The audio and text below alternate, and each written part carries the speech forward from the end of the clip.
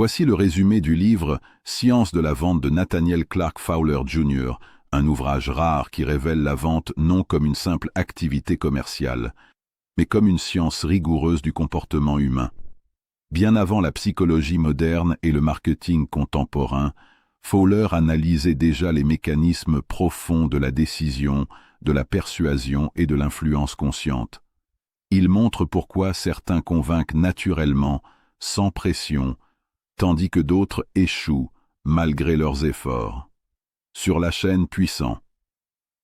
Livres oubliés, nous explorons ces savoirs intemporels pour comprendre comment vendre. C'est avant tout penser juste, parler avec précision et respecter l'intelligence humaine. Introduction.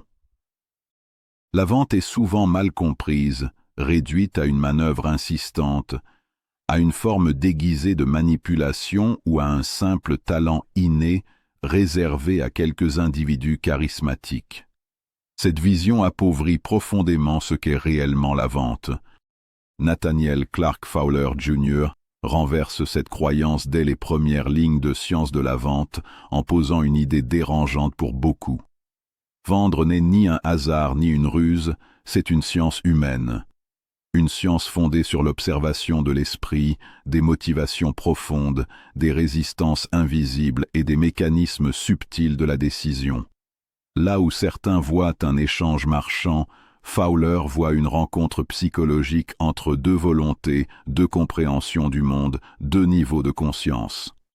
Vendre ne consiste pas à pousser un produit, mais à comprendre pourquoi une personne choisit d'agir ou de ne pas agir. Un objet ne se vend jamais par ses caractéristiques seules. Il se vend parce qu'il répond à une attente consciente ou inconsciente. C'est ici que la vente cesse d'être un art approximatif pour devenir une discipline rigoureuse. Fowler montre que chaque décision d'achat est précédée d'un mouvement intérieur, une reconnaissance, une justification, un apaisement ou une projection. Le vendeur inefficace parle trop de ce qu'il offre. Le vendeur éclairé observe d'abord ce qui se passe dans l'esprit de l'autre. Cette distinction est essentielle. Vendre un produit, c'est décrire. Provoquer une décision, c'est comprendre. La description informe, mais la compréhension transforme. Une personne peut comprendre parfaitement un produit et ne rien faire, car la décision ne naît pas de l'information seule. Elle naît lorsque l'esprit trouve une cohérence entre ce qu'il ressent, ce qu'il croit et ce qu'il désire préserver ou améliorer. Fowler insiste sur ce point avec une clarté presque dérangeante. La vente commence là où l'on cesse de parler pour commencer à penser comme l'autre. Contrairement à l'image populaire du vendeur dominateur, Fowler démontre que l'influence véritable repose sur une forme de respect intellectuel. Influenceur n'est pas forcé, mais éclairer un chemin intérieur que l'autre est déjà prêt à emprunter. La manipulation cherche à contourner la conscience. La vente authentique s'adresse à elle. C'est pourquoi la vente durable laisse rarement un goût amer. Elle donne à la personne le sentiment d'avoir choisi, non d'avoir été poussé. Lorsqu'un client regrette immédiatement, ce n'est pas un succès commercial, c'est un échec humain. En installant la vente comme science de l'esprit, Fowler replace la responsabilité au centre du processus. Le vendeur devient responsable non seulement de ce qu'il propose, mais de la manière dont il influence la décision d'autrui. Chaque parole, chaque silence, chaque argument devient un acte psychologique. Vendre, dans cette perspective, n'est plus une simple compétence professionnelle, mais une compréhension profonde du fonctionnement humain. Celui qui maîtrise cette science ne vend pas plus agressivement, il vend plus justement. L'idée centrale s'impose alors avec force. Vendre, c'est influencer par compréhension. Comprendre avant de convaincre. Voir avant de parler. Respecter avant de diriger. Cette vision élève la vente au rang d'intelligence appliquée, où l'esprit humain devient à la fois le terrain, l'outil et la finalité. Et c'est précisément cette profondeur que Science de la vente nous invite à redécouvrir. Leçon 1. Principe fondamental. La vente commence dans l'esprit du vendeur. La vente ne débute jamais au moment où le vendeur prononce ses premières paroles, ni lorsqu'il présente un produit, ni même lorsqu'il entre en contact avec un client. Elle commence bien avant cela, dans un espace invisible mais décisif, l'esprit du vendeur lui-même. Nathaniel Clark Fowler Jr. insiste sur ce point avec une rigueur presque implacable, car toute tentative de vendre sans avoir d'abord réglé son état mental revient à bâtir sur un sol instable. Avant toute technique, avant tout argument, avant toute stratégie, il y a une disposition intérieure qui conditionne tout le reste. La vente est d'abord un acte mental, et ce que l'esprit projette finit toujours par se manifester dans la parole, le geste, l'attitude, et même dans le silence. Un vendeur peut apprendre 1000 méthodes, mémoriser des scripts parfaits, maîtriser des présentations brillantes. Si son esprit est hésitant, tendu, craintif ou intérieurement divisé, le client le percevra, souvent sans pouvoir l'expliquer, mais avec une précision redoutable. L'esprit humain communique en permanence, bien au-delà des mots. Le vendeur transmet son état intérieur comme une vibration subtile. La confiance, le doute, l'enthousiasme sincère ou la peur de l'échec ne restent jamais enfermés dans la tête. Ils s'expriment dans le ton de la voix, dans le regard, dans la posture, dans la manière d'écouter ou d'interrompre. Fowler montre que l'acheteur n'analyse pas seulement le produit proposé, il observe inconsciemment celui qui le propose. Il se demande, parfois sans en avoir conscience, cet homme croit-il vraiment à ce qu'il dit? Est-il aligné avec ce qu'il offre? Est-il sûr de lui ou cherche-t-il à se convaincre en même temps que moi? C'est ici que la vente révèle sa nature profondément humaine. Avant de convaincre l'autre, le vendeur doit être convaincu lui-même, non par autosuggestion naïve, mais par une clarté intérieure réelle. La confiance dont parle Fowler n'est pas une arrogance bruyante ni une assurance théâtrale. Elle est une force silencieuse, presque imperceptible, mais extrêmement puissante. Elle naît lorsque le vendeur sait ce qu'il fait, pourquoi il le fait, et ce que son produit apporte réellement. Cette confiance ne cherche pas à dominer, elle rassure. Elle ne presse pas, elle stabilise. Le client se sent alors en sécurité, non parce qu'on lui promet monts et merveilles, mais parce qu'il perçoit une cohérence intérieure. Un vendeur confiant n'a pas besoin d'insister excessivement, car il ne doute pas de la valeur de ce qu'il propose. À l'inverse, le vendeur intérieurement incertain compense souvent par trop de paroles, trop d'arguments, trop d'urgence, révélant ainsi ce qu'il cherche à cacher, son propre manque de conviction. Pourquoi un vendeur convaincu convainc-il mieux que le plus habile techniquement? Parce que la conviction est contagieuse. Elle agit comme une preuve invisible. Fowler explique que l'esprit humain cherche naturellement des repères de certitude à l'extérieur de lui-même lorsqu'il hésite. Face à une décision, l'acheteur observe celui qui se tient devant lui comme un indicateur de sécurité. Si le vendeur incarne la stabilité, la clarté et la sérénité, il devient un point d'ancrage. La technique, aussi raffinée soit-elle, ne peut remplacer cette présence intérieure. Une technique appliquée sans conviction ressemble à une mécanique froide. Une conviction sans technique peut encore toucher, car elle parle directement à l'instinct humain. Cette dimension intérieure explique pourquoi deux vendeurs utilisant exactement les mêmes mots peuvent obtenir des résultats radicalement différents. Les mots ne portent pas la même charge mentale. L'un parle avec une certitude tranquille, l'autre avec une tension dissimulée. L'un invite, l'autre pousse. L'un inspire, l'autre insiste. Fowler insiste sur le fait que la vente ne se joue pas uniquement sur ce qui est dit, mais sur ce qui est cru intérieurement pendant que l'on parle. Le client ressent immédiatement si le vendeur cherche à servir ou à se sauver lui-même, à aider à choisir ou à se débarrasser de son stock, à créer une relation ou simplement à conclure. La vente commence donc par un travail intérieur exigeant. Le vendeur doit examiner ses propres croyances. Croit-il réellement en la valeur de son produit ou service? Se sent-il digne de réussir? A-t-il peur du refus au point de modifier son comportement? Porte-t-il en lui une vision claire de ce qu'il apporte à l'autre? Fowler montre que l'échec en vente est souvent le reflet d'un conflit intérieur non résolu. Celui qui se sent coupable de vendre, qui associe l'argent à quelque chose de négatif ou qui doute de sa légitimité, transmettra ses tensions malgré lui. À l'inverse, celui qui considère la vente comme un service rendu, comme une rencontre utile, comme une solution offerte, agit avec une énergie complètement différente.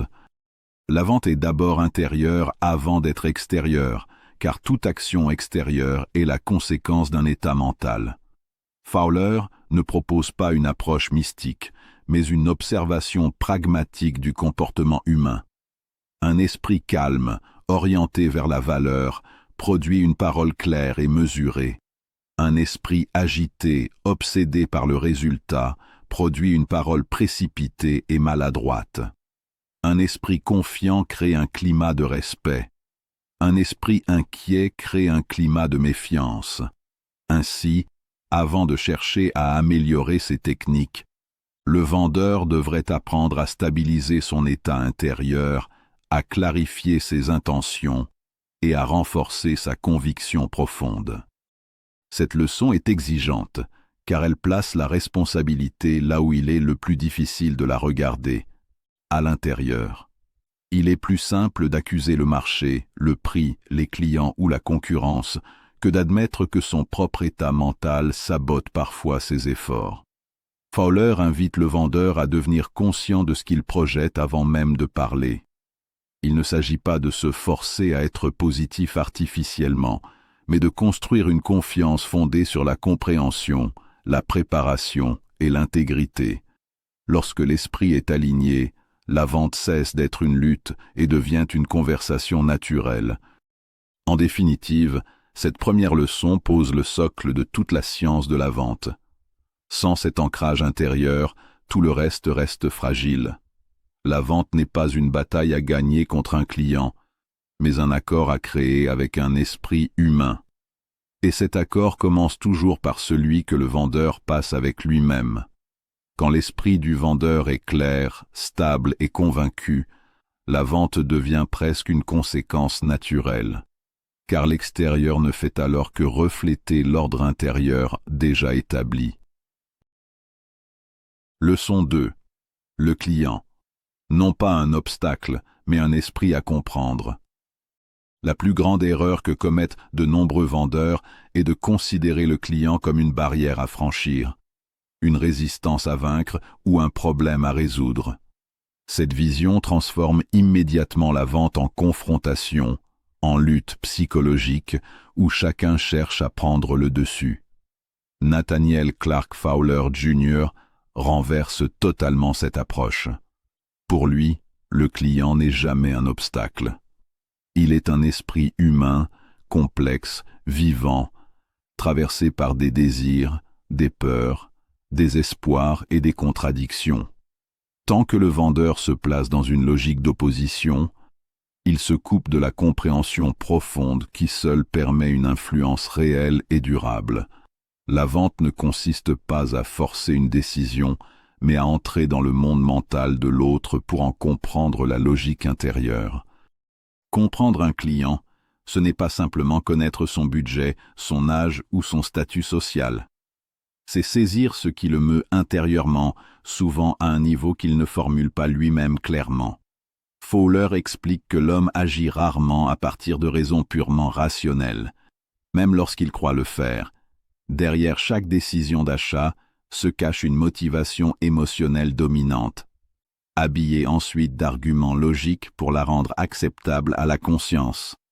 Le client dit qu'il achète pour la qualité, le prix ou l'utilité, mais en profondeur, il achète pour se rassurer, se valoriser, se protéger, se projeter ou se libérer d'une tension intérieure. Le vendeur qui ne voit que les raisons apparentes passe à côté de la véritable dynamique de décision. Le désir est l'un des moteurs les plus puissants de l'achat, mais il ne s'agit pas seulement du désir de posséder un objet. Il peut s'agir du désir d'être reconnu, de se sentir compétent, de gagner du temps, d'éviter une difficulté, de se sentir en sécurité ou d'appartenir à un groupe. Fowler montre que le désir est rarement exprimé tel quel. Il se dissimule derrière des formulations prudentes, des comparaisons, des hésitations. Le client n'ose pas toujours dire ce qu'il veut vraiment, parfois par pudeur, parfois par peur d'être jugé, parfois parce qu'il n'en a pas une conscience claire. Le rôle du vendeur n'est pas de projeter ses propres désirs sur le client, mais de créer un espace d'écoute suffisamment sûr pour que ce désir puisse émerger. La peur est l'autre grande force souterraine de la décision. Peur de se tromper, peur de perdre de l'argent, peur d'être déçu, peur de regretter, peur de paraître naïf. Fowler insiste sur le fait que beaucoup de refus ne sont pas des rejets du produit, mais des mécanismes de protection psychologique. Le client qui dit « je vais réfléchir » exprime souvent une crainte non formulée. Le client qui multiplie les objections cherche parfois à se rassurer plus qu'à contester. Le vendeur qui prend ses réactions comme des attaques personnelles se ferme. Celui qui les comprend comme des signaux de peur ouvre la voie à une relation plus humaine et plus efficace. L'intérêt personnel, souvent mal compris, est également au cœur de toute décision. Fowler ne le présente pas comme quelque chose de négatif ou d'égoïste, mais comme une loi naturelle du comportement humain. Chaque individu agit en fonction de ce qu'il perçoit comme bénéfique pour lui, à court ou à long terme. Le problème survient lorsque le vendeur parle de son produit sans traduire clairement en quoi il sert l'intérêt réel du client. Parler des caractéristiques, des performances ou des avantages techniques ne suffit pas si le client ne voit pas comment cela améliore concrètement sa situation. Le client ne se demande pas inconsciemment « ce produit est-il bon ?» mais « qu'est-ce que cela change pour moi ?» Tant que cette question reste sans réponse claire dans son esprit, aucune argumentation ne peut convaincre durablement. Pourquoi les gens achètent-ils rarement pour des raisons rationnelles? Parce que la raison seule ne met pas en mouvement. Elle justifie, elle structure, elle sécurise, mais elle n'initie pas l'élan. L'émotion précède presque toujours la logique. Fowler observe que même les décisions qui semblent les plus rationnelles reposent sur un socle émotionnel. Le besoin de cohérence, le désir de maîtrise, la peur de l'erreur, la recherche de confort mental. Le client construit ensuite un raisonnement pour soutenir une décision déjà ressentie intérieurement. Le vendeur qui s'adresse uniquement à la logique parle à une partie secondaire de l'esprit humain. Celui qui comprend l'émotion dominante parle au cœur du processus décisionnel. C'est ici que se situe l'idée centrale de cette leçon. On n'argumente pas contre un besoin, on le révèle. Argumenter contre un besoin revient à nier une réalité intérieure chez le client. Cela crée de la résistance, de la fermeture et parfois même de l'hostilité. À l'inverse, révéler un besoin, c'est aider le client à mettre des mots sur ce qu'il ressent confusément. Fowler montre que lorsque le client se sent compris, il cesse de se défendre. Il devient plus ouvert, plus réceptif, non parce qu'on l'a convaincu, mais parce qu'on l'a reconnu. La reconnaissance est un puissant levier d'influence, bien plus fort que la pression ou la persuasion agressive. Comprendre l'esprit du client exige une qualité rare, l'écoute véritable. Pas une écoute stratégique destinée à préparer une réponse, mais une écoute attentive, patiente, presque silencieuse. Le vendeur doit apprendre à entendre ce qui n'est pas dit, à observer les hésitations, les changements de ton, les regards fuyants ou insistants. Fowler insiste sur le fait que chaque client parle constamment, même lorsqu'il se tait. Son langage corporel, ses silences, ses reformulations sont autant d'indices sur son état intérieur. Celui qui sait écouter perçoit rapidement si le client est motivé par l'enthousiasme, freiné par la peur ou bloqué par une confusion. Cette compréhension transforme radicalement la posture du vendeur. Il ne cherche plus à dominer la conversation, mais à la guider. Il ne se précipite plus pour répondre à chaque objection, mais cherche d'abord à en comprendre la source. Une objection n'est plus un mur, mais une porte vers une information précieuse. Lorsqu'un client objecte, il révèle ce qui compte pour lui. Le vendeur habile mentalement ne contredit pas immédiatement. Il explore.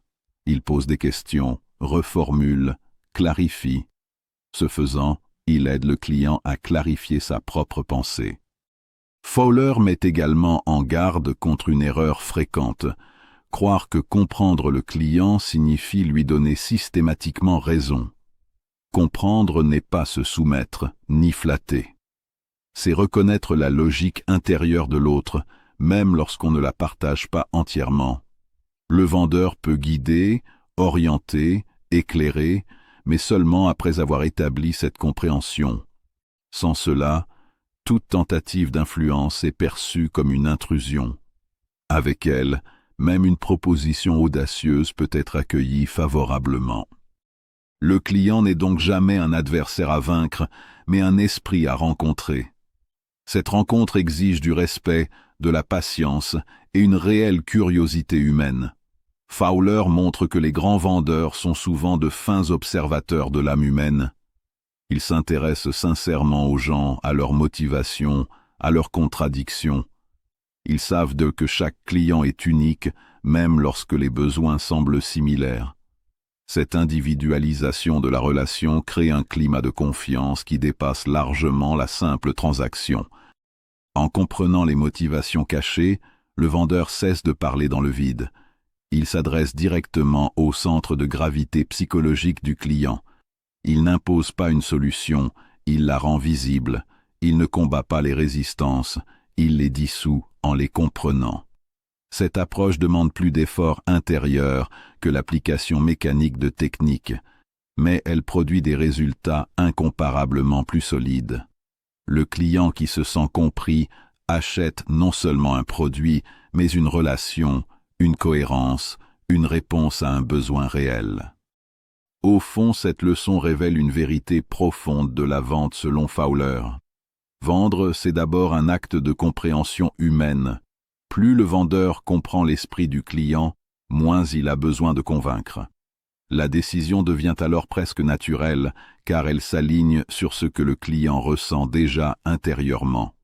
En cessant de voir le client comme un obstacle, le vendeur découvre qu'il devient son meilleur allié dans le processus de décision. Leçon 3.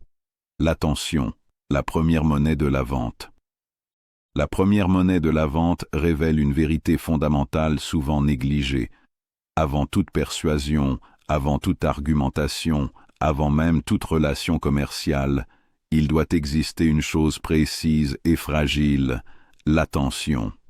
Nathaniel Clark Fowler Jr. insiste sur le fait que l'attention n'est pas un simple préalable technique, mais la matière première de toute influence.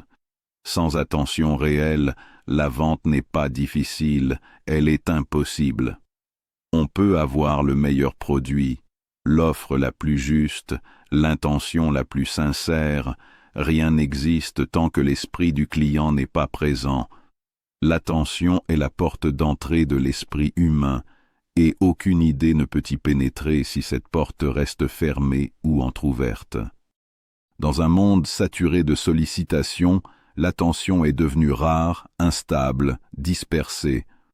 Fowler, bien avant l'ère numérique, observait déjà que l'esprit humain fuit l'effort inutile et se détourne instinctivement de ce qui ne lui apporte pas de valeur immédiate. Le vendeur qui parle sans capter l'attention parle dans le vide. Il confond émission d'informations et communication réelle. Or, Communiquer signifie atteindre un esprit, pas seulement produire des mots. La vente commence donc par cette question silencieuse. Ai-je réellement l'attention de mon interlocuteur ou seulement sa présence physique? Capter l'attention n'est pas une affaire de manipulation ni de spectacle artificiel. Fowler rejette toute approche tapageuse qui cherche à forcer l'attention par le choc ou l'exagération. L'attention durable ne se prend pas, elle se mérite. Elle naît lorsque l'esprit du client perçoit quelque chose de pertinent pour lui, quelque chose qui touche directement son intérêt, son besoin ou sa curiosité. L'attention est une réponse naturelle à la signification. Plus un message est vague, plus l'attention se dissipe. Plus il est précis et orienté vers le client, plus l'esprit se stabilise. Maintenir l'attention est encore plus difficile que la capter. Beaucoup de vendeurs réussissent les premières secondes, mais échouent à conserver l'intérêt. Fowler explique que l'esprit humain ne reste attentif que tant qu'il perçoit une progression claire. Dès que le discours devient confus, redondant ou inutilement complexe, l'attention se retire sans bruit. Le client peut continuer à écouter poliment, mais intérieurement, il s'est déjà éloigné. La vente est alors perdue avant même que le vendeur ne s'en rende compte. C'est ici que Fowler identifie l'ennemi réel de la vente, l'indifférence. L'indifférence est bien plus dangereuse que le refus. Un refus signifie que l'esprit est engagé, qu'il réagit, qu'il se positionne. L'indifférence, elle, signifie absence totale d'énergie mentale. Un client indifférent n'est pas contre vous, il est ailleurs. Et là où se trouve son esprit, c'est là que se joue la décision. Lutter contre l'indifférence ne consiste pas à parler plus fort ou plus longtemps, mais à recentrer l'attention sur ce qui compte réellement pour le client. Fowler montre que l'attention suit naturellement ce qui est simple, clair et focalisé. La complexité excessive fatigue l'esprit. Elle donne au client l'impression qu'il devra fournir trop d'efforts pour comprendre, décider ou agir. L'esprit humain cherche l'économie mentale. Il préfère une idée claire à 10 idées floues, un bénéfice évident à une liste interminable de caractéristiques. Le vendeur qui comprend cela simplifie volontairement son message, non par manque de profondeur, mais par respect pour l'esprit du client. La clarté n'est pas seulement une qualité du discours, c'est une qualité de la pensée du vendeur. Un vendeur confus ne peut pas capter l'attention, car il ne sait pas lui-même où diriger l'esprit de l'autre. Fowler insiste sur le fait que l'attention suit la direction mentale du vendeur. Si celui-ci est hésitant, dispersé ou incertain, il transmet inconsciemment cette instabilité. À l'inverse, un esprit clair, calme et focalisé exerce une attraction naturelle. Le client sent qu'il est guidé, non agressé. La focalisation est l'art de choisir un point central et de s'y tenir. Trop de vendeurs veulent tout dire, tout montrer, tout justifier. Ils noient l'essentiel sous l'accessoire. Fowler rappelle que l'esprit humain ne peut traiter efficacement qu'un nombre limité d'informations à la fois. Lorsque le message se disperse, l'attention se fragmente. Le vendeur efficace identifie l'idée dominante qui doit occuper l'esprit du client et construit tout son discours autour de ce centre. Tout ce qui ne sert pas cette idée est superflu. L'attention est également profondément liée à l'état émotionnel. Un esprit anxieux, méfiant ou surchargé d'informations est difficile à capter. Fowler montre que créer un climat de calme et de respect est déjà une manière de gagner l'attention. Lorsque le client se sent en sécurité, son esprit se détend et devient plus disponible. L'attention ne peut pas coexister durablement avec la tension excessive. C'est pourquoi les approches agressives produisent parfois une réaction immédiate, mais rarement une décision réfléchie et stable. La voix, le rythme, le silence jouent aussi un rôle essentiel. Fowler souligne que l'attention n'est pas seulement attirée par ce qui est dit, mais par la manière dont c'est dit. Un discours monotone endort l'esprit, un discours précipité le fatigue, un discours trop lent l'ennuie. Le vendeur attentif ajuste son rythme, observe les réactions, laisse des silences pour permettre à l'idée de s'installer. Le silence n'est pas une absence de communication, mais un espace où l'attention peut se concentrer. L'attention est une monnaie parce qu'elle a une valeur limitée et qu'elle se dépense. Chaque minute d'attention accordée par le client est un capital précieux. Fowler affirme que le vendeur a la responsabilité morale de ne pas gaspiller cette monnaie. Parler pour remplir le temps, répéter inutilement, insister sans apporter de valeur est une forme de négligence professionnelle.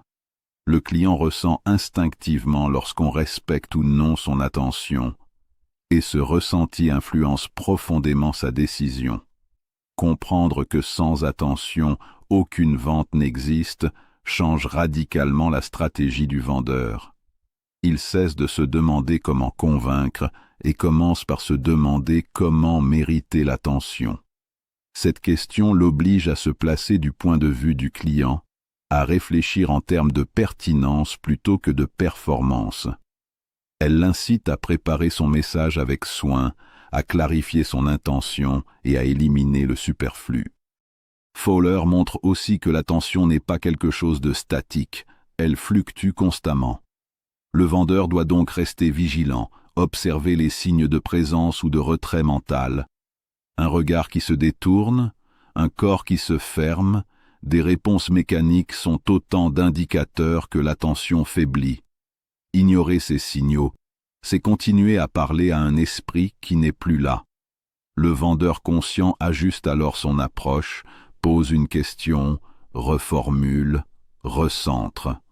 Au fond, cette leçon révèle que la vente est un art de la présence mentale. Être présent soi-même pour inviter l'autre à l'être aussi. L'attention ne se commande pas, elle se cultive. Elle naît de la clarté, de la simplicité et du respect de l'esprit humain. Fowler nous rappelle que toute grande influence commence par ce moment fragile où deux esprits se rencontrent réellement. Cette leçon nous enseigne que l'attention précède tout, avant l'intérêt, avant le désir, avant la décision. Il y a ce moment où l'esprit du client s'ouvre ou se ferme. Le vendeur qui comprend cette vérité cesse de courir après la vente. Il travaille d'abord à créer les conditions dans lesquelles la vente devient possible. Sans attention, aucune vente n'existe, mais avec une attention sincère et bien guidée, la vente devient une conséquence naturelle de la compréhension humaine. Leçon 4. La suggestion et l'influence subtile. Cette leçon plonge au cœur de ce que Nathaniel Clark Fowler Jr. considère comme l'essence véritable de la vente. La capacité d'introduire une idée dans l'esprit d'un autre, sans résistance, sans contrainte, sans conflit. Fowler ne parle pas ici de manipulation grossière ni de persuasion agressive, mais d'un mécanisme psychologique profond et naturel, la suggestion. Toute interaction humaine contient déjà de la suggestion. Chaque mot, chaque attitude, chaque silence influence l'autre d'une manière ou d'une autre. La vente consciente consiste à comprendre ce phénomène et à l'utiliser avec intelligence et responsabilité. Fowler observe que l'esprit humain rejette instinctivement ce qui lui est imposé. Lorsqu'un client sent qu'on cherche à le pousser, à le forcer ou à le convaincre contre sa volonté, une barrière invisible se lève. Cette barrière n'est pas toujours rationnelle, mais elle est puissante. À l'inverse, lorsque l'idée semble émerger naturellement dans l'esprit du client, sans pression apparente, elle est accueillie avec beaucoup moins de résistance. C'est là que la suggestion devient une force décisive. Elle agit en douceur mais en profondeur. La psychologie de la suggestion, telle que Fowler l'a décrit, repose sur un principe simple. L'esprit accepte plus facilement une idée lorsqu'il a l'impression qu'elle lui appartient. Une suggestion efficace n'est pas perçue comme une influence extérieure, mais comme une conclusion personnelle. Le vendeur habile ne dit pas au client ce qu'il doit penser, il crée les conditions mentales dans lesquelles le client arrive lui-même à la pensée souhaitée.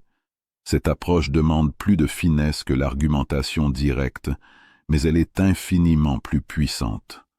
Fowler explique que toute idée nouvelle traverse plusieurs étapes avant d'être acceptée. D'abord, elle doit être perçue sans alarme. Si l'idée choque, menace ou contredit frontalement les croyances existantes du client, elle est immédiatement rejetée. La suggestion subtile contourne cet obstacle en introduisant l'idée de manière progressive, presque anodine. Elle commence par s'appuyer sur ce que le client accepte déjà, sur des vérités évidentes ou des expériences communes. À partir de là, l'idée peut évoluer doucement vers une nouvelle conclusion. Une fois l'idée perçue sans résistance, elle doit devenir familière. Fowler insiste sur le rôle central de la répétition intelligente. L'esprit humain associe la familiarité à la sécurité.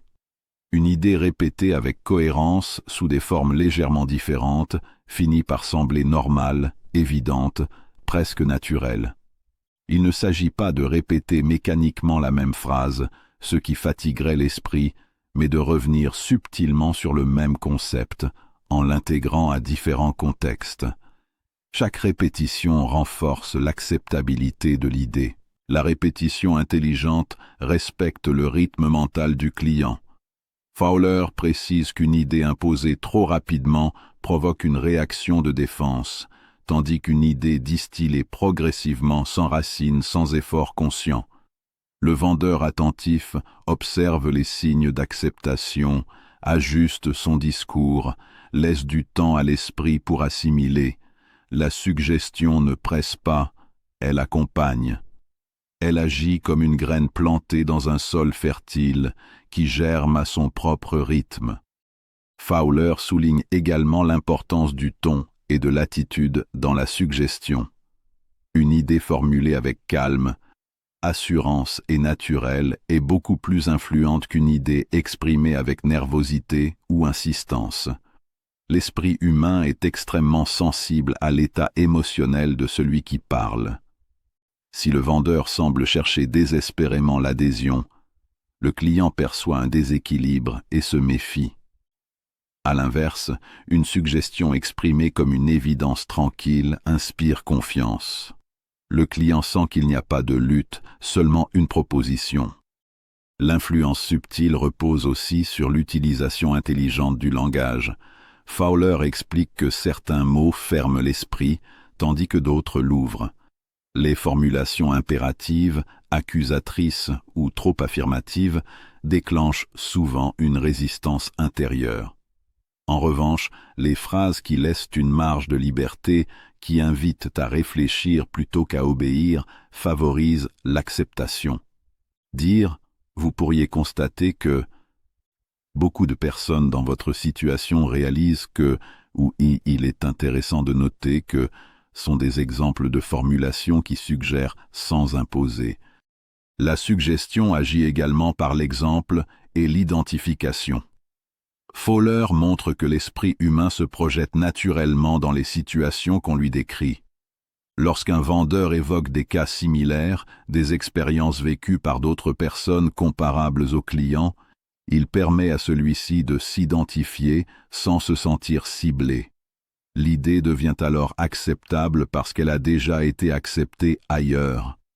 Ce mécanisme réduit la peur de l'erreur et renforce le sentiment de choix personnel. Un point fondamental chez Fowler est que la suggestion efficace respecte l'intelligence du client. Elle ne cherche pas à le tromper, mais à dialoguer avec son esprit profond. Lorsque le client sent qu'on le considère comme un être capable de décider par lui-même, il est beaucoup plus réceptif. La vente devient alors une coopération mentale plutôt qu'un affrontement. Le vendeur n'est plus un adversaire à repousser, mais un guide temporaire. Fowler insiste sur le fait que l'influence subtile est inséparable de l'éthique. Une suggestion peut être utilisée pour servir ou pour exploiter. La différence ne réside pas dans la technique, mais dans l'intention. Un vendeur qui suggère une idée bénéfique, alignée avec l'intérêt réel du client, crée une relation durable. Celui qui suggère une idée trompeuse peut obtenir une vente ponctuelle, mais détruit la confiance à long terme. Fowler considère que la vente véritablement scientifique intègre une responsabilité morale. La meilleure vente, selon Fowler, est celle que le client croit avoir choisie seul. Cette phrase résume toute la puissance de la suggestion. Lorsque le client se dit intérieurement « c'est exactement ce qu'il me faut », sans avoir l'impression d'avoir été poussé, la vente est solide. Elle repose sur une conviction personnelle, non sur une pression extérieure. Le client défendra même son choix face aux objections, car il le perçoit comme le sien. Cette illusion de choix autonome n'est pas une tromperie, mais un respect du fonctionnement naturel de l'esprit. L'être humain a besoin de se sentir libre pour s'engager pleinement. Fowler montre que la suggestion subtile permet de préserver cette liberté tout en orientant la décision. Le vendeur n'enlève rien au client, il l'aide à clarifier ce qu'il veut déjà confusément. La suggestion et l'influence subtile révèlent ainsi que la vente la plus efficace est souvent la moins visible. Elle ne se manifeste pas par des arguments spectaculaires ou des démonstrations bruyantes, mais par un enchaînement logique, calme et respectueux d'idées acceptées progressivement. L'influence véritable agit en profondeur, là où se forment les décisions durables. Fowler nous apprend que suggérer, ce n'est pas manipuler, c'est comprendre. Comprendre le rythme de l'esprit humain, sa peur de la contrainte, son besoin de cohérence et de liberté. Le vendeur qui maîtrise cette science cesse de lutter contre le client. Il travaille avec lui, dans le silence parfois, dans la nuance toujours. En définitive, cette leçon transforme radicalement la vision de la vente. Elle montre que convaincre n'est pas vaincre, mais accompagner. La suggestion est l'art de rendre une idée acceptable avant même qu'elle ne soit discutée. Et lorsque l'idée est acceptée intérieurement, la décision extérieure devient presque inévitable. C'est pourquoi Fowler affirme, avec une lucidité remarquable, que la meilleure vente est celle que le client croit avoir choisie seul, car elle est née non de la pression, mais de l'influence subtile de la compréhension humaine. Leçon 5. Crédibilité et autorité personnelle. Crédibilité et autorité personnelle constituent l'un des piliers les plus profonds de la science de la vente selon Nathaniel Clark Fowler Jr. Car elle touche à un fait psychologique fondamental. L'être humain n'achète jamais uniquement un produit, une idée ou un service. Il achète d'abord la personne qui les incarne. Avant même que les arguments ne soient formulés, avant que les avantages ne soient exposés, l'esprit du client évalue inconsciemment celui qui se tient en face de lui. Cette évaluation silencieuse détermine en grande partie l'ouverture ou la fermeture à tout le reste du discours. Fowler insiste sur une vérité simple mais souvent négligée. La crédibilité précède la persuasion. Aucun raisonnement, aussi logique soit-il, ne peut compenser un manque de crédibilité personnelle. Lorsque le client ne fait pas confiance à l'homme, il n'écoute plus vraiment ce qu'il dit. À l'inverse, lorsque la crédibilité est installée, même des mots simples, parfois même le silence, deviennent influents. La crédibilité agit comme un raccourci mental. Elle permet à l'esprit du client de baisser ses défenses sans effort conscient. Pourquoi achète-t-on l'homme avant le produit ? Parce que l'achat est toujours un acte de risque. Le client engage son argent, son temps, parfois son image ou sa tranquillité d'esprit. Face à ce risque, l'esprit humain cherche un repère stable. Ce repère n'est pas d'abord la fiche technique ou la promesse marketing, mais la personne qui porte cette promesse. Si cette personne inspire confiance, calme et maîtrise, le risque semble moindre. Si elle paraît hésitante, incohérente ou artificielle, Le risque paraît amplifié. Fowler explique que la crédibilité ne se décrète pas et ne se simule pas durablement. Elle se perçoit avant même que le vendeur n'ouvre la bouche. Le ton, la posture, la manière d'entrer dans une pièce, la façon de regarder l'autre, tout communique. L'esprit humain capte ces signaux avec une précision étonnante. Un ton trop pressé trahit le besoin. Un ton trop agressif révèle l'insécurité.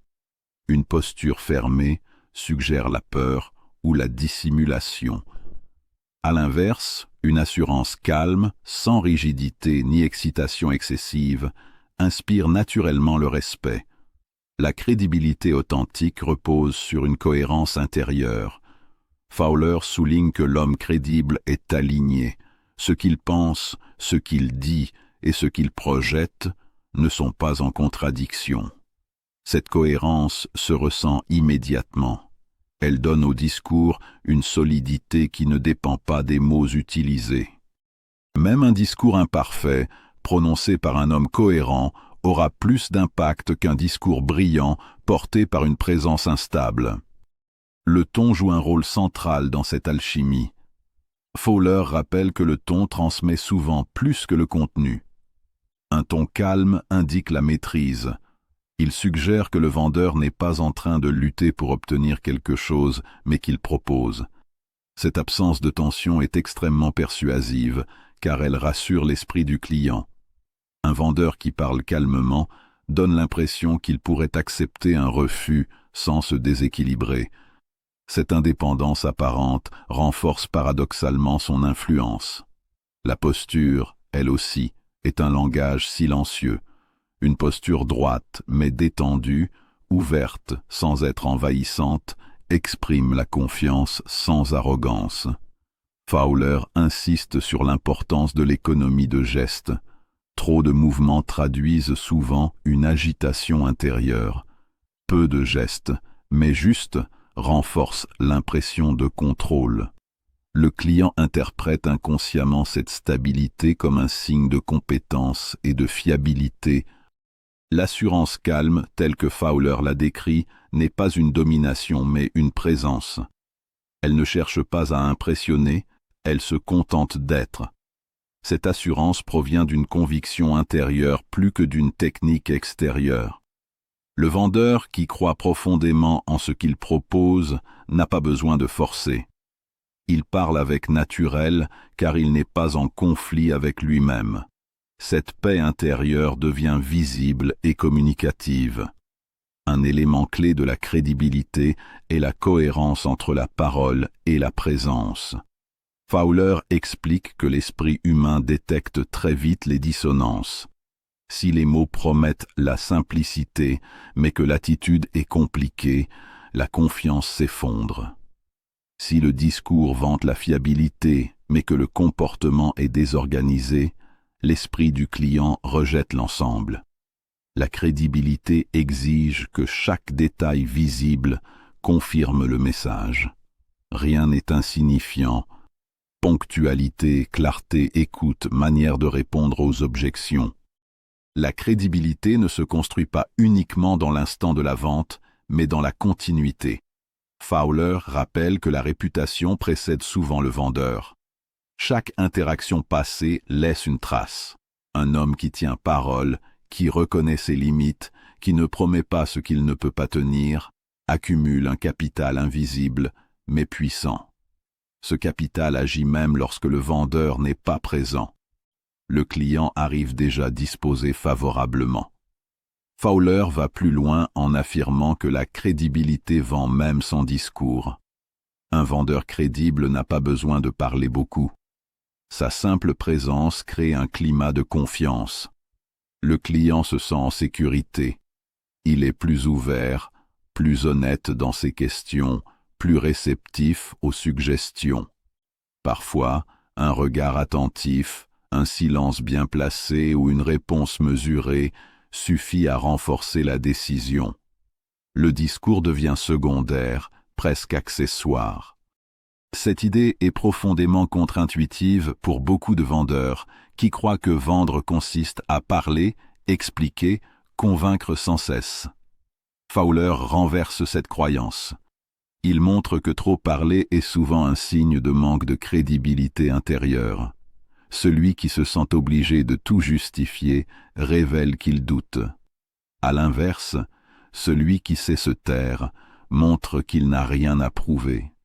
Ce silence maîtrisé est une forme d'autorité. L'autorité personnelle, dans la vision de Fowler, ne vient pas du statut, du titre ou de l'agressivité. Elle vient de la maîtrise de soi. Un homme qui se maîtrise inspire naturellement l'autorité. Il ne réagit pas de manière excessive aux objections. Il n'essaie pas de gagner à tout prix. Il écoute réellement. Cette capacité à rester stable dans l'échange est perçue comme une force. Le client sent qu'il est face à quelqu'un qui sait où il va. Fowler insiste également sur l'importance de l'honnêteté dans la construction de la crédibilité. Reconnaître qu'un produit n'est pas parfait, admettre qu'il ne convient pas à tout le monde, peut paradoxalement renforcer la confiance. L'esprit humain sait intuitivement que la perfection n'existe pas. Lorsqu'un vendeur prétend le contraire, il perd en crédibilité. À l'inverse, une honnêteté calme, sans auto-sabotage, renforce l'autorité morale du vendeur. La crédibilité se nourrit aussi de la compétence réelle. Fowler ne sépare jamais l'attitude de la connaissance. Un vendeur crédible maîtrise ce qu'il vend. Il comprend profondément le produit, le service, mais surtout le problème qu'il résout. Cette compréhension se manifeste dans la précision des réponses, dans la capacité à expliquer simplement, dans l'aptitude à adapter le discours sans se contredire. La compétence donne de la profondeur à la présence. Mais Fowler précise que la compétence seule ne suffit pas. Elle doit être intégrée. Un vendeur peut être très compétent et pourtant peu crédible s'il ne croit pas en lui-même ou s'il cherche constamment l'approbation. La crédibilité naît de l'union entre savoir, conviction et calme intérieur. C'est cette union qui donne à l'homme une autorité naturelle, non imposée. La leçon montre ainsi que la vente est un reflet direct de l'être. On ne peut pas feindre durablement la crédibilité. Elle se cultive en travaillant sur soi, sur sa cohérence, sur sa relation à la vérité. Fowler invite le vendeur à devenir digne de confiance avant de chercher à convaincre. Cette transformation intérieure change radicalement la qualité des échanges. En fin de compte, Fowler nous enseigne que la crédibilité est une force silencieuse. Elle agit sans bruit, sans démonstration, sans effort apparent. Elle précède les mots, accompagne les gestes et survit au discours. Lorsqu'elle est présente, la vente devient presque naturelle. Le client ne se sent pas poussé, mais rassuré. Il n'a pas l'impression d'être convaincu, mais de faire un choix évident. C'est pourquoi le message central de cette leçon est si puissant. La crédibilité vend même sans discours. Elle est la monnaie invisible de la vente humaine. Celui qui la possède n'a pas besoin de forcer, car sa simple présence parle déjà pour lui. Leçon 6. L'art de présenter la valeur, pas le produit. La leçon 6 marque un tournant décisif dans la compréhension profonde de la vente telle que l'enseigne Nathaniel Clark Fowler Jr. Elle révèle une vérité que peu de vendeurs intègrent réellement. Les êtres humains n'achètent jamais un objet pour ce qu'il est, mais pour ce qu'il transforme dans leur vie. Tant que le vendeur reste prisonnier du produit, il parle seul. Lorsqu'il comprend la valeur, il entre enfin dans l'esprit du client. Fowler insiste sur une distinction fondamentale, la différence entre caractéristiques et bénéfices. Les caractéristiques décrivent l'objet. Les bénéfices décrivent l'effet de l'objet sur la vie du client. Or, l'esprit humain ne s'attache pas spontanément aux choses. Il s'attache aux conséquences. Une caractéristique est neutre, elle n'éveille aucune émotion par elle-même. Un bénéfice, en revanche, touche directement une attente, un désir ou une peur. Là où la caractéristique informe, le bénéfice motive. La plupart des vendeurs parlent trop longtemps de ce qu'ils vendent et pas assez de ce que cela change. Ils énumèrent des données, des options, des spécifications, croyant que plus ils expliquent, plus ils convainquent. Fowler démontre que l'effet est souvent inverse. Trop de caractéristiques saturent l'esprit du client, le fatiguent et le poussent à se retirer mentalement. L'attention se dissout car l'information n'est pas reliée à un enjeu personnel. Parler de valeur exige un déplacement intérieur chez le vendeur. Il ne s'agit plus de se demander « qu'est-ce que mon produit fait ?» mais « qu'est-ce que mon client devient grâce à ce produit ?» Cette question change tout. Elle oblige le vendeur à sortir de son objet pour entrer dans la réalité vécue du client. La valeur n'existe jamais en soi. Elle existe toujours par rapport à quelqu'un, à un contexte, à une situation précise. Fowler explique que la valeur est toujours subjective. Un même produit peut avoir une valeur immense pour une personne et aucune pour une autre. Celui qui ne comprend pas cela tente de vendre de manière uniforme, mécanique, indifférenciée. Celui qui comprend adapte son discours non pas en trahissant la vérité, mais en mettant en lumière l'aspect de la valeur qui résonne avec l'esprit de l'acheteur. La vente devient alors un acte de traduction, non de pression. Parler au désir et non à la fiche technique est l'un des enseignements les plus puissants de cette leçon. Fowler rappelle que le désir est le moteur réel de toute décision humaine. Même les achats présentés comme rationnels sont portés par une motivation plus profonde: sécurité, reconnaissance, confort, liberté, soulagement, statut ou paix intérieure. La fiche technique ne touche aucun de ces leviers par elle-même. Elle ne fait que décrire un objet inerte. Le désir, quant à lui, est vivant. Il est parfois conscient, souvent inconscient. Le rôle du vendeur n'est pas de créer artificiellement un désir, mais de révéler celui qui est déjà présent. Fowler insiste sur ce point: on ne force pas un esprit à vouloir, on l'aide à reconnaître ce qu'il veut déjà. Présenter la valeur, c'est rendre visible le lien entre l'objet proposé et le désir latent du client. Transformer l'objet en solution est le cœur de cette leçon. Un objet n'est jamais une fin, il est toujours un moyen. Pourtant, beaucoup de vendeurs s'arrêtent à l'objet comme s'il était l'aboutissement. Fowler montre que tant que le produit est présenté comme une chose à posséder, il reste optionnel, interchangeable, comparable.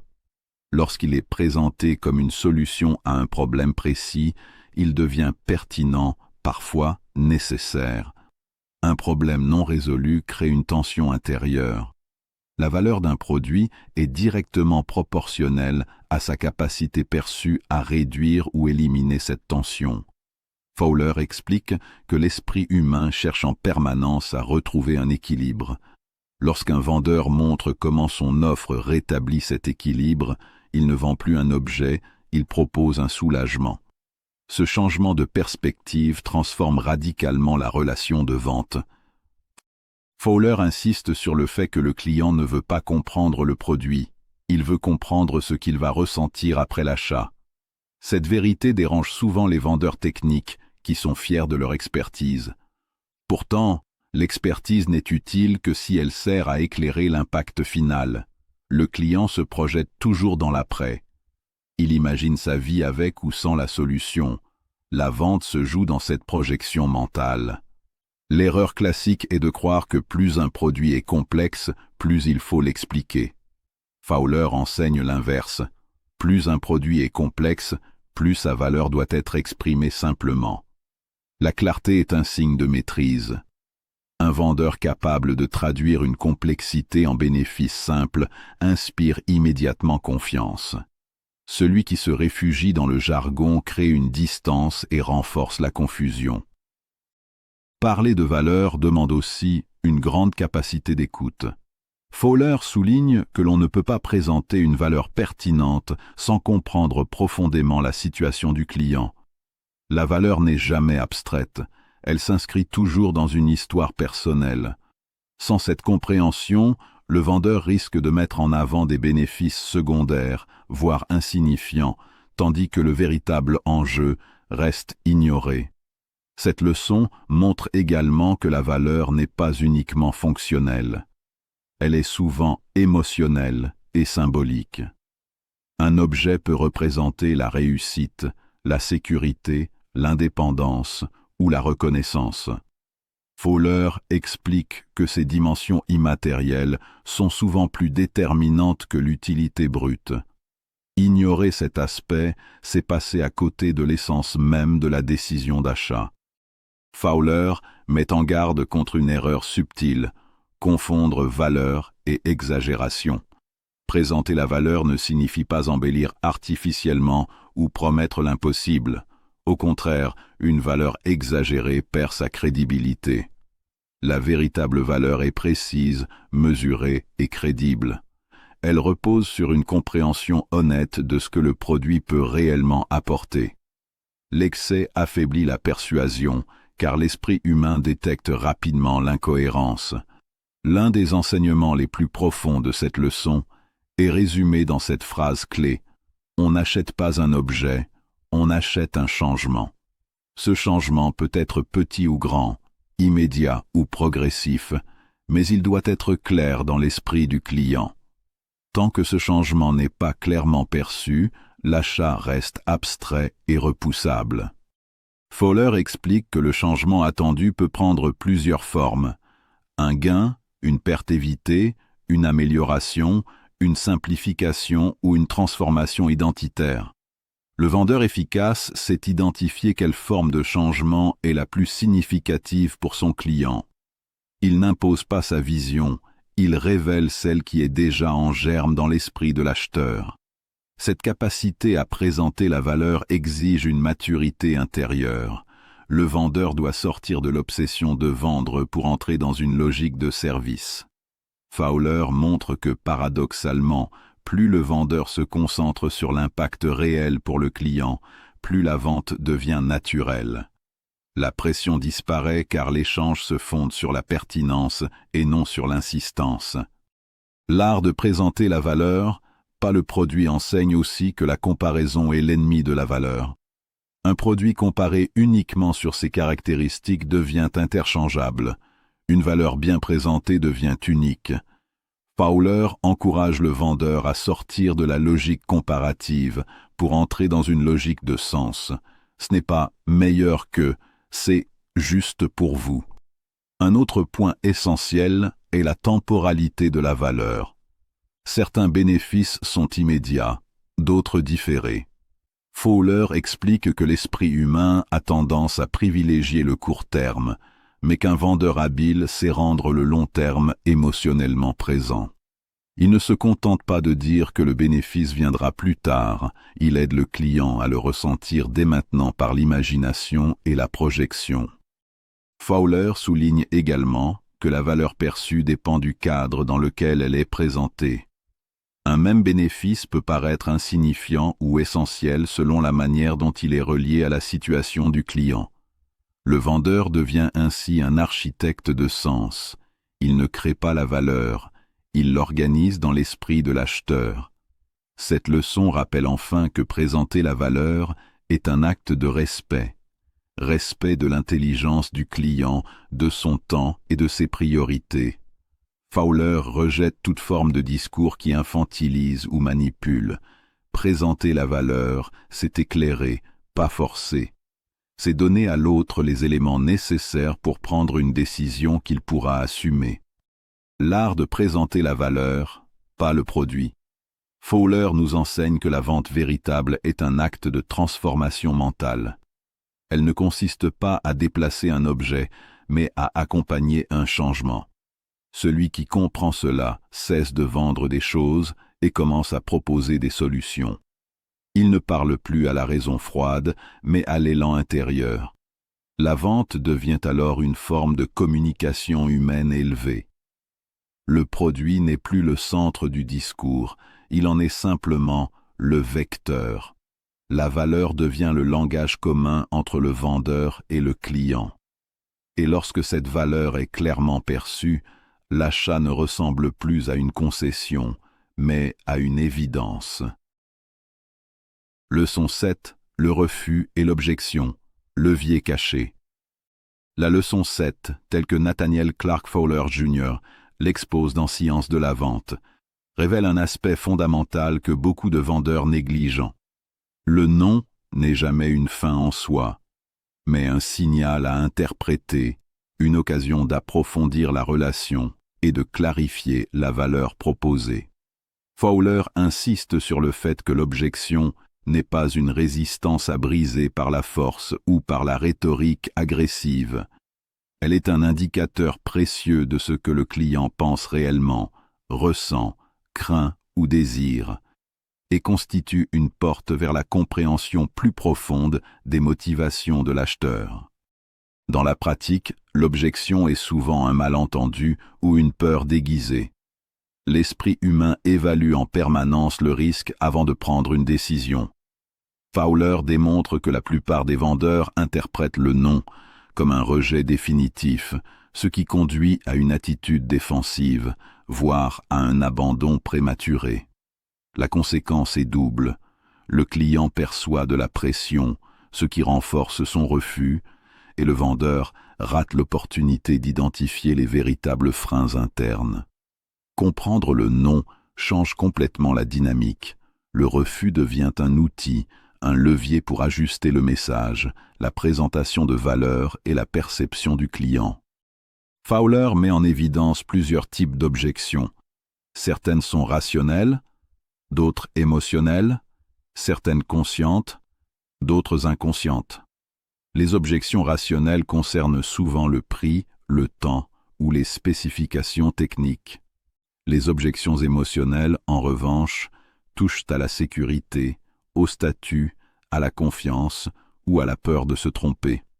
Un vendeur compétent sait distinguer ces nuances et ne répond pas de manière uniforme, mais adapte sa réponse à la source réelle de l'objection. Un principe central de cette leçon est que l'objection est souvent un signe d'intérêt. Fowler explique que si un client ne s'opposait jamais, il ne serait pas engagé. La résistance montre que le client a réfléchi, qu'il a évalué l'offre et qu'il commence à projeter ses besoins, ses attentes et ses craintes sur le produit ou le service. En d'autres termes, l'objection est une invitation à dialoguer plus profondément, à découvrir les points qui comptent réellement pour lui et à montrer comment la valeur proposée y répond. Répondre à une objection nécessite un équilibre délicat, ni défense agressive, ni soumission. Fowler insiste sur la posture intérieure du vendeur. Il ne s'agit pas de convaincre coûte que coûte, mais d'accompagner le client pour qu'il découvre par lui-même la pertinence de la solution. Cette approche demande une maîtrise de soi, une écoute active et une sensibilité à la psychologie humaine.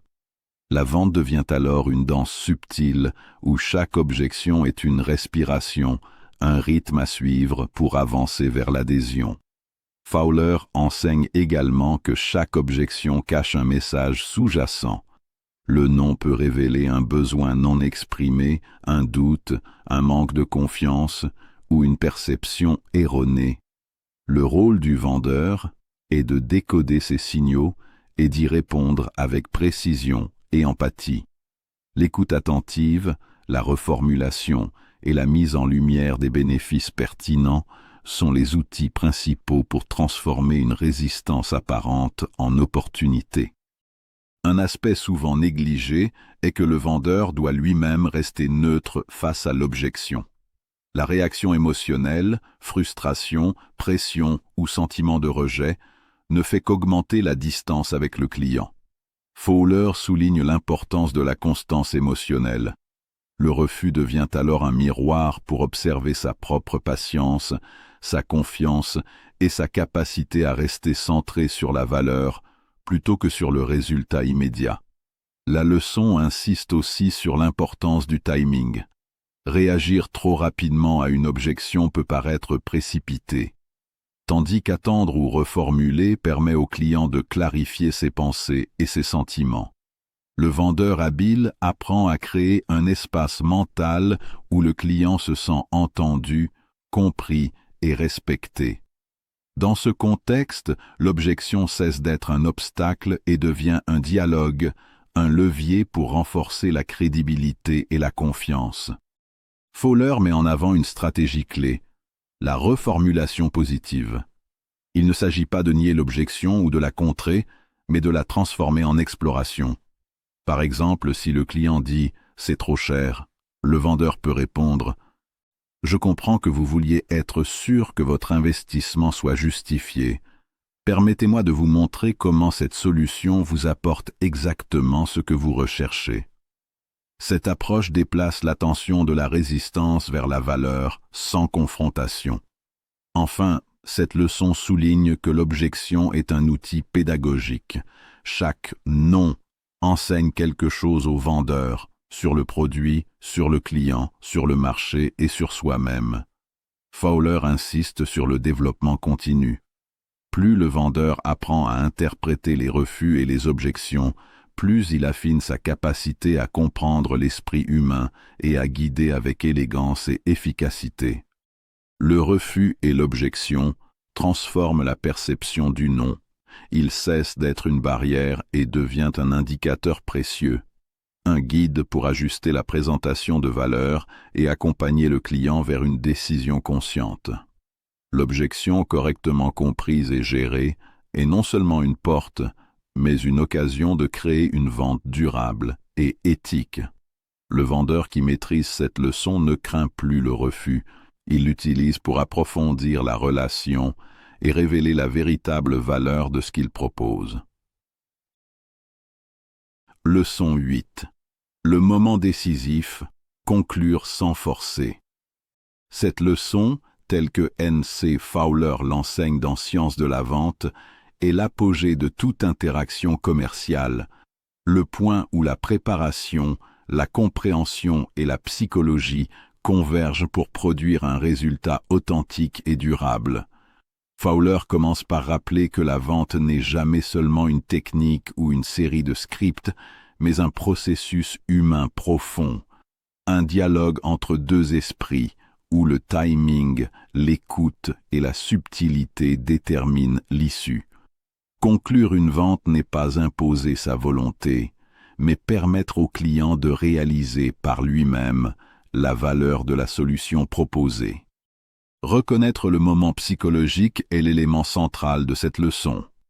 Fowler explique que chaque individu possède un rythme interne, un moment précis où l'esprit et l'émotion convergent vers la décision. Un vendeur expérimenté apprend à percevoir les signes subtils, un regard plus attentif, un hochement de tête discret, un questionnement précis ou même un silence prolongé. Ces signaux indiquent que le client est prêt à franchir le pas. Trop tôt, et l'offre semble imposée. Trop tard, et le moment s'éteint, laissant place à l'indécision ou au désintérêt. Le timing devient donc un art de perception, une danse entre patience et opportunité. L'art du silence final est une technique que Fowler souligne avec insistance. Après avoir exposé la valeur, répondu aux objections et clarifié les bénéfices, le vendeur doit parfois simplement se taire. Le silence n'est pas vide. Il crée un espace où le client peut réfléchir, intégrer les informations et écouter sa propre conviction intérieure. Dans ces instants, l'initiative du « oui » appartient au client, ce qui rend la conclusion plus naturelle, authentique et durable. Forcer une réponse rapide rompt ce processus et déclenche souvent une résistance inconsciente, même chez un client bien disposé.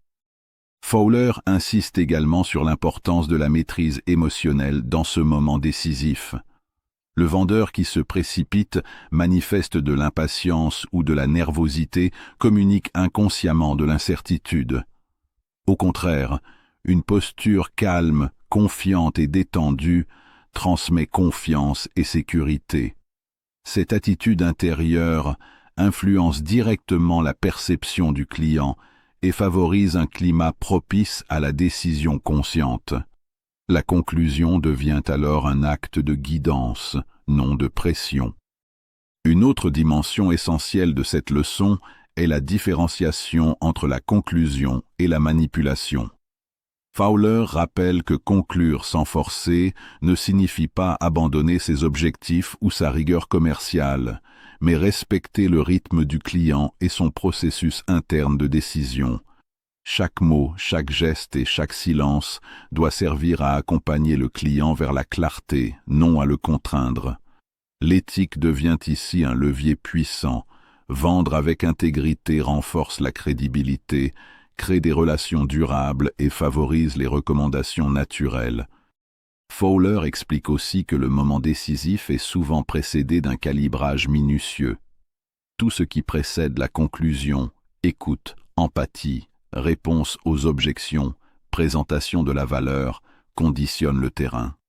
Le vendeur doit avoir observé, analysé et compris le client suffisamment pour identifier l'instant exact où l'esprit est prêt à accepter. Cette anticipation n'est pas mécanique, mais intuitive, basée sur la pratique et la sensibilité à la psychologie humaine. Le vendeur habile sait également que la conclusion n'est pas un acte isolé, mais le point culminant d'un processus de confiance. Fowler insiste sur le fait qu'un client convaincu intérieurement avant la conclusion dira oui avec conviction et satisfaction, tandis qu'un client forcé peut accepter superficiellement mais se désengager par la suite.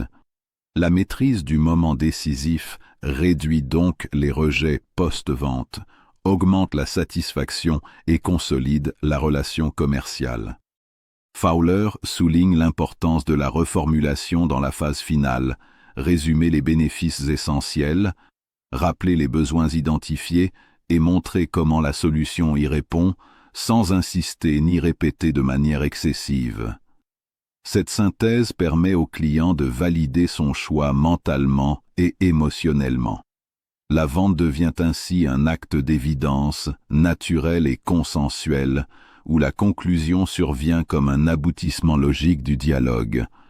La leçon 8 révèle que savoir s'arrêter est une forme suprême de maîtrise.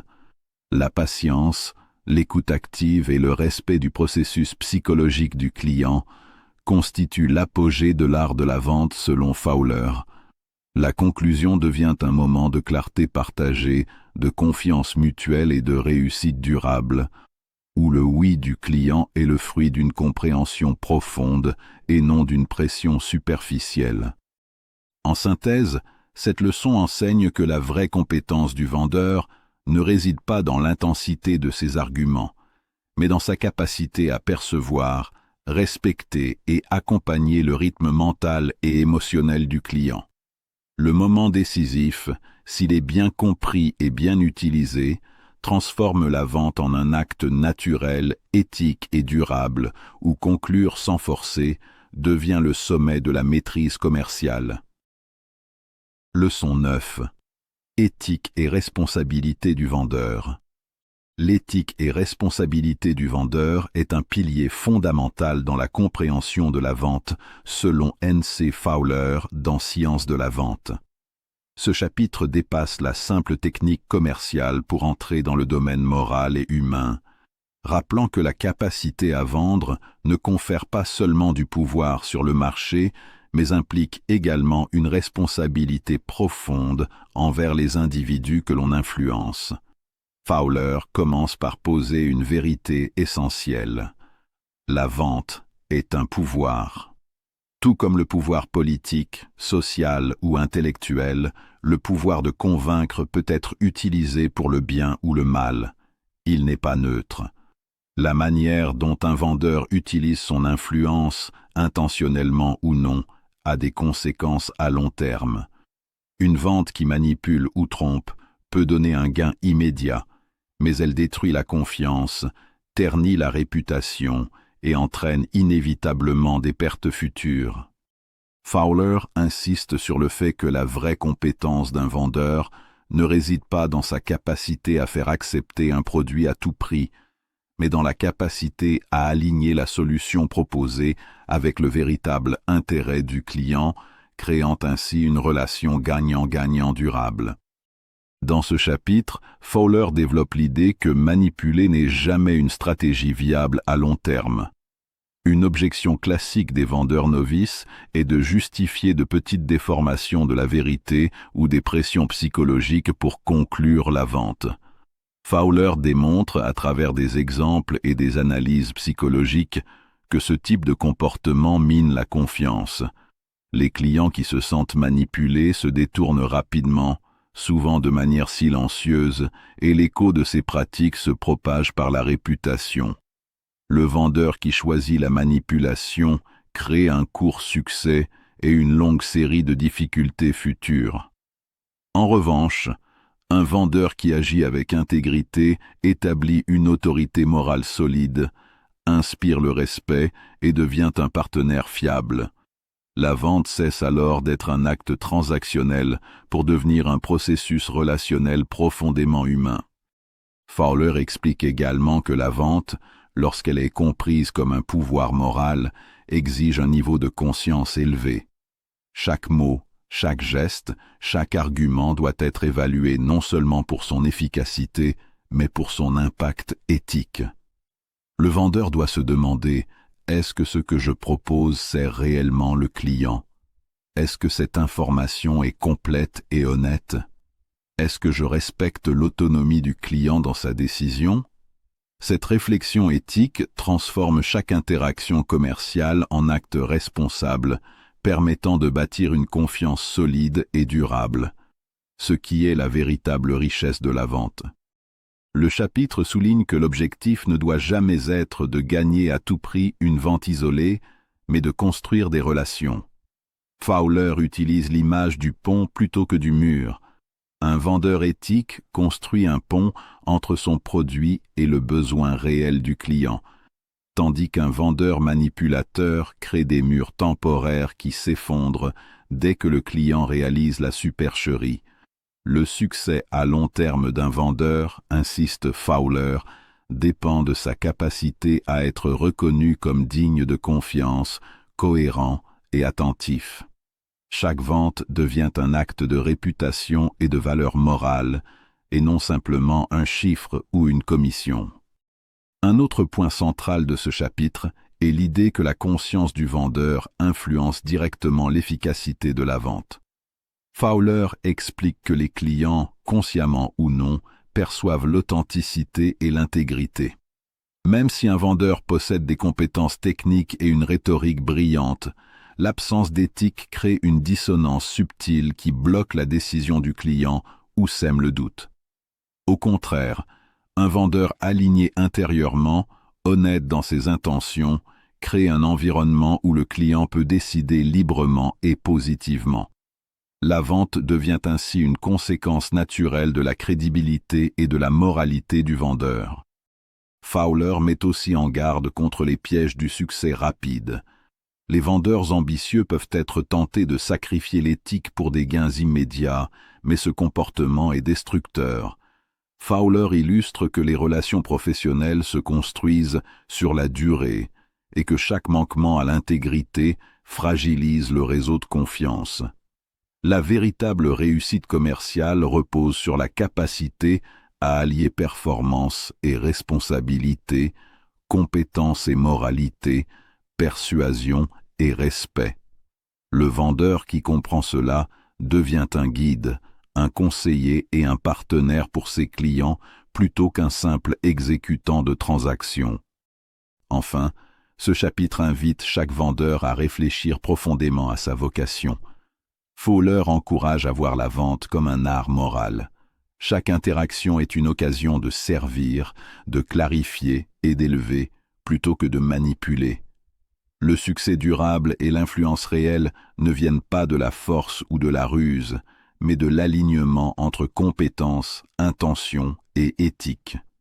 Une vente réalisée avec conscience et responsabilité transforme la relation, renforce la réputation et construit un chemin durable vers le succès. Cette leçon rappelle que chaque décision commerciale porte une charge morale. Fowler insiste sur le fait qu'une vente sans conscience finit toujours par se retourner contre celui qui vend. La maîtrise de la vente ne se mesure pas seulement en termes de résultats immédiats, mais en termes de réputation, de confiance et de relations solides. La véritable compétence, selon Fowler, réside dans la capacité à combiner persuasion, compréhension et éthique pour que chaque vente devienne une expérience bénéfique et durable pour toutes les parties impliquées. Leçon 10. La vente comme compétence de vie.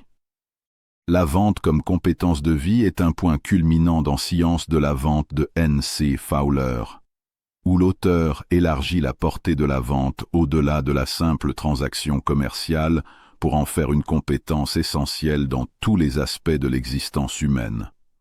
Fowler commence par rappeler que la vente ne se limite pas à convaincre quelqu'un d'acheter un produit, elle est l'art de comprendre les motivations, les désirs et les besoins des autres, et d'aligner ses propres propositions avec ses réalités de manière authentique. La compétence de vendre, expliquée avec profondeur, devient une clé universelle pour l'influence constructive, le leadership, la communication et même la réalisation de soi. Fowler insiste sur le fait que chaque interaction humaine contient un potentiel de vente au sens le plus large.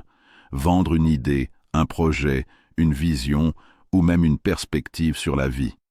Chaque conversation, chaque réunion, chaque échange est un moment où la capacité à communiquer clairement et à susciter l'adhésion devient cruciale. La vente appliquée à la vie quotidienne n'est pas une manipulation, mais une manière de structurer l'interaction humaine, de guider les décisions et de favoriser la coopération. La persuasion consciente, l'écoute attentive et la crédibilité personnelle sont les fondements qui permettent de transformer une simple discussion en un acte d'influence éthique et durable. Un des points essentiels de cette leçon est l'idée que vendre, au sens élargi, revient à comprendre profondément l'être humain. Fowler explique que la véritable compétence en vente consiste à percevoir les désirs cachés, les peurs et les motivations de ceux avec qui nous interagissons.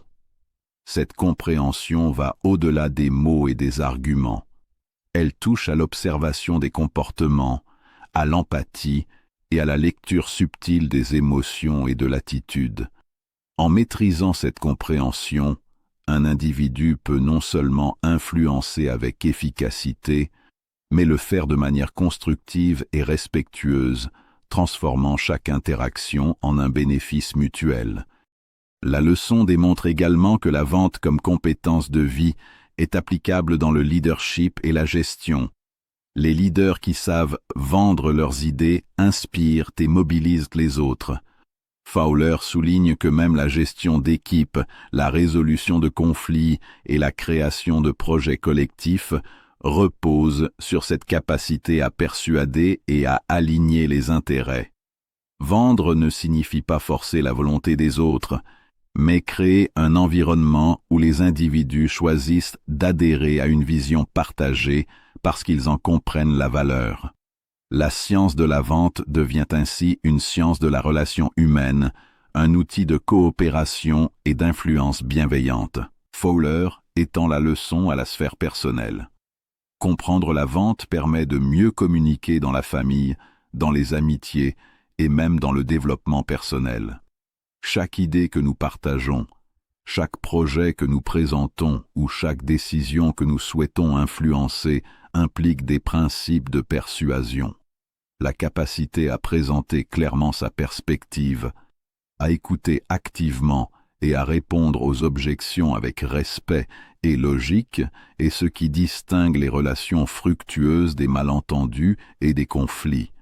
La vente devient donc un art de la vie quotidienne, où chaque acte de communication est une occasion de pratiquer l'intégrité, la clarté et l'efficacité.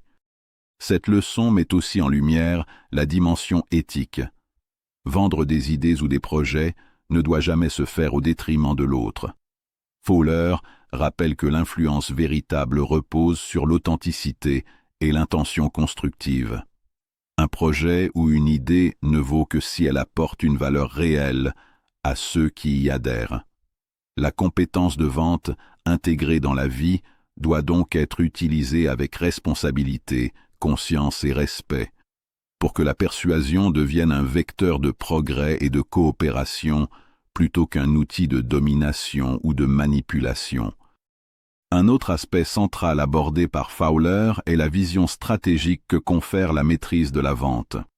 Comprendre les principes de la vente permet de planifier, de présenter et de guider des projets sur le long terme. Le vendeur compétent dans la vie sait identifier les besoins, anticiper les objections, aligner les solutions avec les attentes et construire des relations durables. Cette approche transforme les interactions sporadiques en un réseau cohérent d'influences constructives et de soutien mutuel. La vente comme compétence de vie révèle que vendre ne se limite pas à des transactions économiques, mais devient une faculté humaine universelle. Fowler démontre que celui qui maîtrise les principes de la vente comprend les hommes. Il sait écouter, analyser, persuader avec intégrité et créer des relations durables. La vente appliquée à la vie devient alors un art éthique et puissant, un outil de communication, d'influence et de leadership. En pratiquant ces principes au quotidien, chaque individu peut transformer ses interactions en expériences constructives, influentes et respectueuses, incarnant ainsi la science de la vente dans sa forme la plus noble et universelle. Clore un parcours à travers Science de la vente de N.C. Fowler, c'est comprendre que la vente dépasse largement le cadre du commerce pour devenir une discipline intérieure et une compétence essentielle de la vie. La maîtrise de la vente commence dans l'esprit du vendeur, dans sa capacité à observer, comprendre et s'ajuster avec honnêteté et discernement. Fowler rappelle que vendre ne consiste jamais à imposer, manipuler ou forcer. La vraie vente consiste à éclairer, guider et présenter un choix de manière claire et respectueuse, permettant à l'autre de décider en connaissance de cause. Cette leçon finale synthétise toutes les idées précédentes en un principe simple mais profond. La vente est le miroir de notre capacité à influencer avec intégrité. La maîtrise de l'art de vendre reflète une maîtrise de soi, une compréhension des motivations humaines et une capacité à communiquer efficacement sans trahir ses valeurs. Chaque interaction devient ainsi un terrain d'expression de la confiance, de la crédibilité et de l'alignement éthique. L'acheteur, le client ou l'auditoire n'est plus un obstacle, mais un partenaire dans un échange de valeurs authentiques. Fowler insiste également sur l'importance de la discipline intérieure. Un vendeur efficace n'est pas seulement celui qui connaît les techniques ou les scripts, mais celui qui comprend l'impact de ses pensées, de ses émotions et de son comportement sur l'autre. La constance, l'intégrité et la patience sont les fondements sur lesquels repose toute influence durable. Comprendre la psychologie, anticiper les besoins et écouter profondément sont autant de compétences qui élèvent la vente à un art noble, au service de la coopération et du progrès partagé. Enfin, la conclusion de Fowler invite à percevoir la vente comme un outil universel de transformation personnelle et sociale. Maîtriser la vente, c'est apprendre à respecter l'autre tout en clarifiant sa propre valeur, à influencer sans contraindre et à bâtir des relations solides et durables. La véritable puissance de la vente ne réside pas dans la réussite immédiate, mais dans la capacité à éclairer les choix de manière éthique et consciente. Chaque décision influencée de manière juste devient une victoire partagée, une preuve que la science de la vente peut être pratiquée avec intégrité et humanité. En somme, conclure sur cette leçon, c'est comprendre que la vraie vente n'impose rien, mais ouvre une voie, éclaire un chemin et offre un choix conscient. C'est une compétence de vie, un art de l'influence responsable et un miroir de l'excellence humaine. Quand un vendeur maîtrise son esprit et son intention, il transforme non seulement ses résultats, mais également la qualité des interactions et la profondeur de son impact sur le monde.